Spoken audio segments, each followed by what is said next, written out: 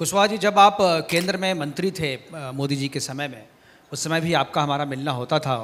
वो दौर और आज का दौर, आज आप राज्यसभा में हैं, लोगों को बिहार में आपकी ज़रूरत है। उपेंद्र कुशवाहा बिहार में आए, बिहार की राजनीति करके कि लोग आपको मुख्यमंत्री के तौर पे देखना चाहते थे। लेकिन क्या आपको लगता है कि आपने केंद्र में जा कर के गलती की, या आपने बिहार को छोड़ने की गलती की? आपको लगता है कि ये समय है कि इस बार बिहार में वापसी की जाए?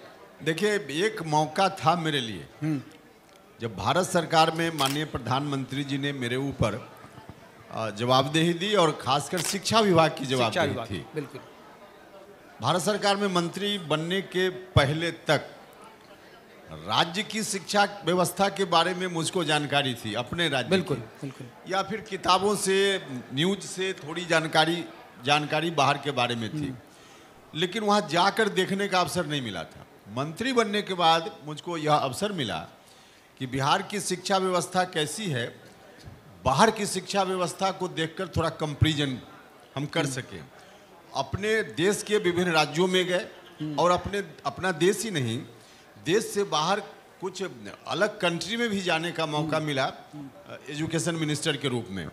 हम विकसित राष्ट्र फ्रांस जैसा वहाँ भी गए, और बांग्लादेश भी गए।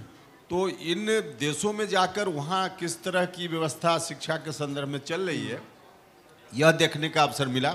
और अपने देश के विभिन्न राज्यों में वहाँ किस तरह की व्यवस्था चल रही है, तो इसको देखने का अवसर मिला। अगर हमको वह मौका नहीं मिला होता तो यह देखने का अवसर नहीं होता, और देखने का अवसर नहीं होता तो फिर अनुभव भी उसका नहीं होता।